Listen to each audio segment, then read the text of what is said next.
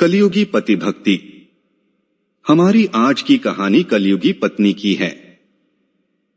इस कहानी को अंत तक देखें। यह कहानी बहुत मजेदार और रोचक है। यह कहानी है एक पत्नी की जिसका नाम सुशीला है। सुशीला की जिंदगी का हर पल अपने पति के लिए था। पति के दर्शन किए बिना वह जल न पीती। एक बार वह अपनी एक सहेली के यहां गई। सहेली का पति कहीं परदेश गया हुआ था, लेकिन खाने के लिए सहेली ने नाना प्रकार के स्वादिष्ट व्यंजन पकाए थे। सुशीला यह देखकर हक्की बक्की रह गई। वह तो पति की अनुपस्थिति में पानी की एक बूंद तक ग्रहण करने की बात न सोच सकती थी, इसलिए उससे न रहा गया। वह बोली, बहन तुम कैसी स्त्री हो? तुम्हारे पति तो परदेश में हैं और तुमने अपने लिए इतनी तरह के व्यंजन पकाए हैं। भला एक पतिव्रता के लिए यह सब शोभा देता है? सच्ची पतिव्रता तो वह है जो पति को देखे बिना जल तक न पिए। सुशीला की सहेली बड़े मुंहफट स्वभाव की थी। दिल की भी वह बड़ी साफ थी। बोली, बहन सुशीला, यह सब ढकोसलेबाजी मुझसे नहीं चलती। अगर मैं अपने पति के बाहर होने पर भी अच्छा खाना खाती हूं, तो इसका मतलब यह तो नहीं होता कि मैं उन्हें नहीं चाहती। मैं तो जैसी खुश उनके सामने रहती हूं, वैसी ही उनके पीछे भी। अगर कोई मुझ पर उंगली उठाने पर ही तुला होगा, तो उसे मैं रोक नहीं सकती। बाकी यह तो सिर्फ मैं जानती हूं या मेरे पति कि हम एक दूसरे को कितना चाहते हैं। सहेली के इस जवाब से सुशीला जल भुनकर रह गई। उसने मुंह चुनिया कर कहा, यह तो सब ठीक है, लेकिन तुम पतिव्रता नहीं हो। पतिव्रता स्त्री के लिए शास्त्रों में लिखा है कि पति की गैरहाजिरी में वह जल तक न पिए। सहेली ने इसका भी करारा जवाब दिया। बोली, ऐसे शास्त्र मेरे ठेंगे से। अंत में बात यहां तक बढ़ गई कि सुशीला तुनककर अपने घर लौट आई। घर आकर सारा किस्सा उसने अपने पति को बताया। पति भी सुशीला को बहुत चाहता था और उसकी निष्काम पति भक्ति से बहुत प्रभावित था।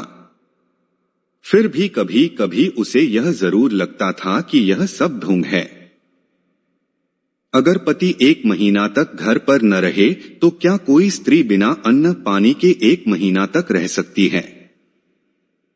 और उसे लगा कि यह बिल्कुल असंभव है। अगर कोई जिद्दी स्त्री इस बात पर अड़ ही जाए, तो जीवित नहीं बच सकती। यह सोचकर पति ने सुशीला की परीक्षा लेने का विचार बनाया। कई दिनों तक वह तरह तरह से सुशीला को कसौटी पर कसता रहा, लेकिन सुशीला हर बार खरी उतरती। कभी वह स्नान देर से करता, तो कभी खेत से दोपहर ढले लौटता। कभी कभी तो ऐसा होता कि परोसी थाली तक सामने होने पर वह बहाना बनाकर बाहर निकल जाता और दिन ढले लौटता। लेकिन सुशीला ने कभी भी पति के खाने से पहले पानी तक न पिया। एक दिन सुशीला के पति ने कहा, आज मेरा मन खीर और पुआ खाने का हो रहा है, इसलिए खूब इलायची गरी डालकर पुए और चिरौंजी किशमिश केसर डालकर खीर बना।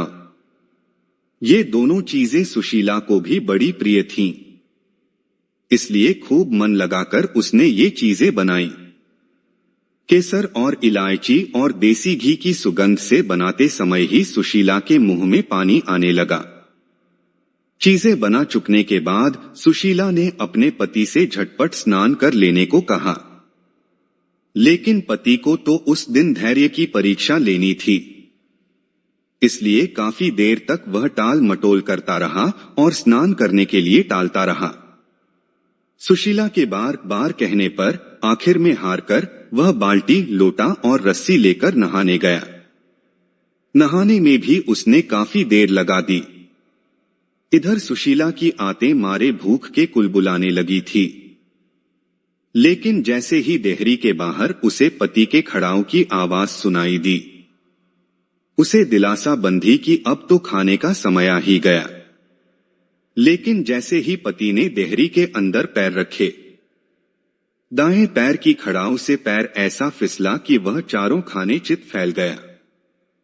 बाल्टी लोटा हाथ से छूटकर दूर जा गिरे और आंखें फैली की फैली रह गई। यह देखा तो सुशीला जिस हालत में थी वैसी ही दौड़ी दौड़ी पास जाकर सिर हिलाया, आवाजें दी, लेकिन सब बेकार। पति अगर जिंदा होता तब तो बोलता ही, लेकिन उसके तो प्राण पखेरु उड़ चुके थे, इसलिए भला वह कैसे बोलता। सुशीला की आंखें डबडबा आई और गला भर आया।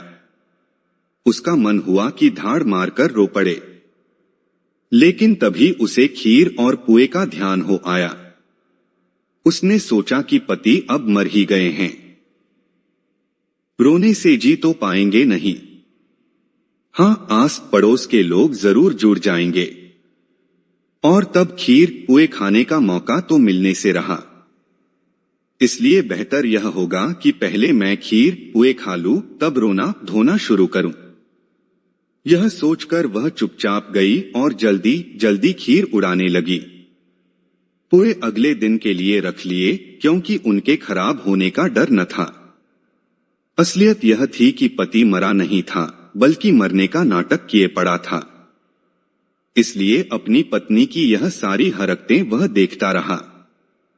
जब सुशीला खीर खूब जी भरकर खा चुकी तो झटपट मुंह धोया और लंबा सा घूंघट निकालकर पति के पास गई और सीने से चिपटकर रोने लगी। रोने के साथ साथ वह यह भी कहती जाती थी, तुम तो चले परमधाम कून, हम हूं सू कुछ बखौ कहो। उसका पति कुछ देर तक तो उसके नकली प्रेम और दुख को सहन करता रहा, लेकिन अंत में उससे न रहा गया। और जैसे ही सुशीला ने अपना जुमला तुम तो चले परधाम कून हम हूं सू कुछ बखौ खत्म किया, वैसे ही उसके पति ने उसी से मिलता जुलता एक जुमला जड़ दिया।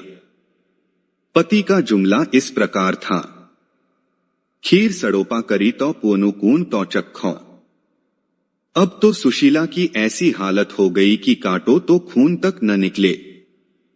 उसे क्या पता था कि उसका पति नाटक किए पड़ा है और उसकी परीक्षा ले रहा है। मन ही मन वह रहकर अपने आप को कोसती रही कि यह क्या किया, क्यों न जबान पर काबू रखकर बुद्धि से काम लिया।